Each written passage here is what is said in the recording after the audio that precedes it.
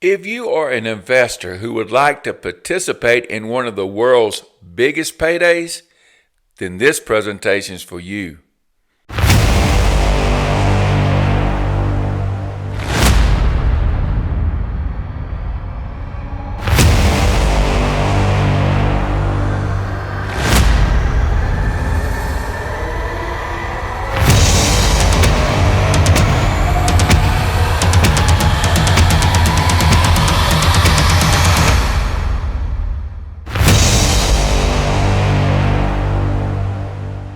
Could we, two rednecks from Alabama, have discovered the biggest and richest gold mine in the world?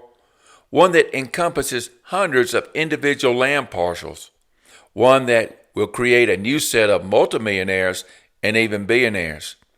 We did make such a discovery, and our story is truly amazing. However, in this series, we present you with the proof of discovery and let you decide how big it really is. Acting on the right information is power, and this series is designed to give the opportunity-minded a power to create a level of wealth beyond their wildest imagination. Hello, I'm Sandy Walter for 1027 Processing Company. Most people know us for the mining equipment and processing plants we build. However, that's not all we do.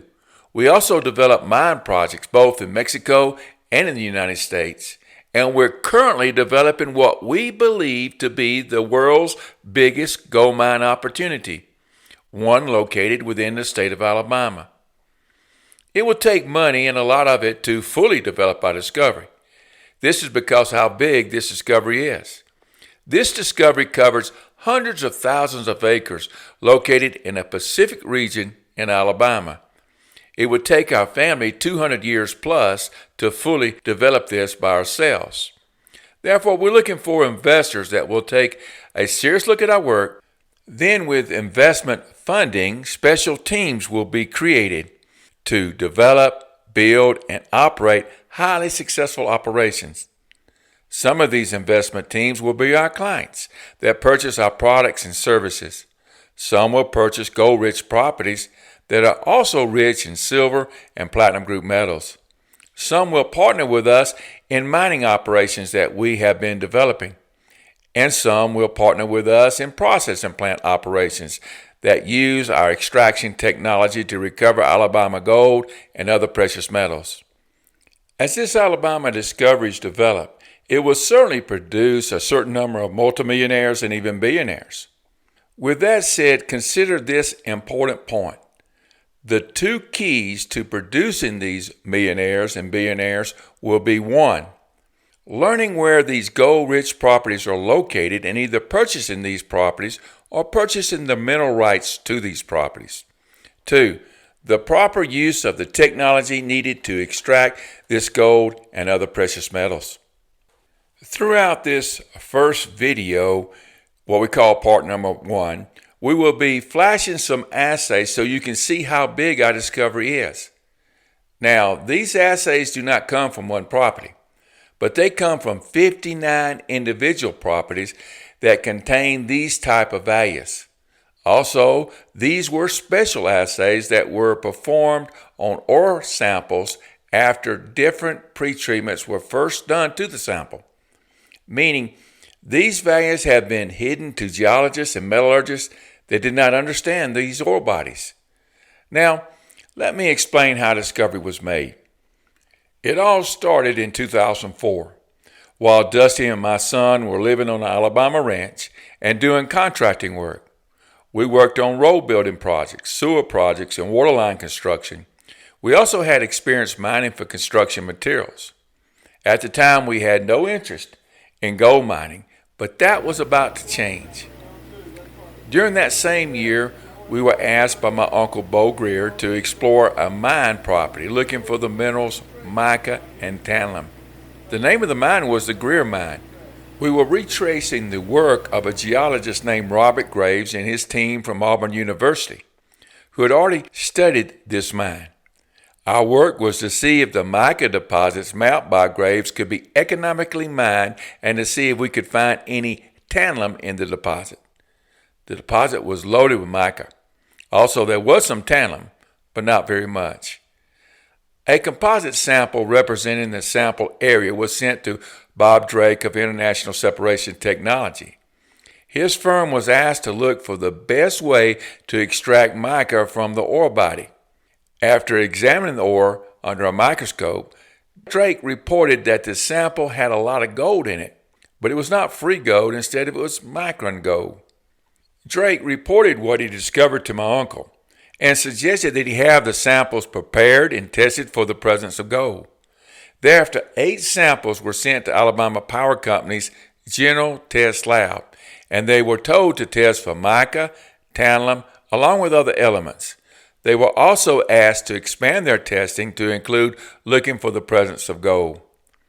The General Test Lab is owned by Alabama Power Company and is a fully equipped lab with the latest and nicest analytical equipment. This lab provides service to their various contractors and for the general public. This is a well-used lab within the state of Alabama. However, prior to this date, this lab had never tested a sample for the presence of gold. Simply put, no one in Alabama had ever requested such a thing. On April the 5th, 2004, we drove to the General Test Lab to pick up the test papers as assays were complete. When we asked for assays, the receptionist asked us to wait a bit. Then 3 to 4 technicians came out to see us. They started reassuring us over and over that the test results are correct, which was a little strange. Dusty and I were the guests of our uncle who did all the talking in this meeting. These tests were both by XRD and XRF. The problem as far as these technicians were concerned was the amount of gold reported and that significant amounts were present in every tested sample. The other issue was these samples did not come from a rich vein, but instead came from several different alluvial deposits within the Greer property, whereas each deposit covered acres of land. The assays were reported in percent by weight, so we had to do a little research to see how to convert the test data into grams per ton. The grams of gold per ton reported are as follows. Test number 1. 230 grams of gold per ton. Test number 2, 190 grams of gold per ton. Test number 3, 160 grams of gold per ton. Test number 4, 230 grams of gold per ton. Test number 5, 150 grams of gold per ton. Test number 6, 190 grams of gold per ton. Test number 7, 210 grams of gold per ton. Test number 8, 450 grams of gold per ton. It's important to note that not one sample assay showed a negative value of gold. All showed very significant amounts of gold, meaning these deposits were very consistent in value, and that is amazing. The average assay value of the 8 assays assayed by the General Test Lab was 226.25 grams of gold per ton.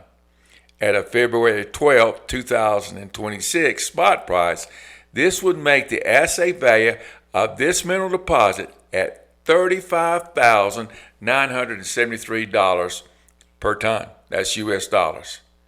At this rate, the assay value of the Greer mine, more than one deposit, is over $500 million per acre, and these various deposits cover many acres. Next, we met with a mining engineer and a geologist team to discuss the Greer mine and our findings. Now, they were in total and complete shock that an Alabama Power Company-owned lab would report such findings. They could not accept the report because it was too good to be true in their opinion. When I pressed the mining engineer concerning this report, the engineer slammed his hand down on the table very hard so as to get my full attention and said, "Sandy, if those assay reports are correct, you just discovered the largest gold mine in the world." Wow. I let that statement sink in a bit. Then I thought, could this really be the largest gold mine in the world? Then I asked the engineer, what will it take to get you to believe these assays? The engineer suggested that obtaining assays from another independent laboratory would help. We did this and much more, and that will be discussed in part 2 of our presentation. Let me close by saying this. This series is designed to answer the question, did we discover the world's biggest and richest gold mine? In this series, we present you with evidence and let you decide how big our discovery is. For more information, you can contact us at 1027processingco@gmail.com. That is 1027processingco@gmail.com. That's the gold line right there, Grace. See the gold line? Yeah. And right over here, it's got gold coming over here too. Let me get closer. See the gold? That's the gold.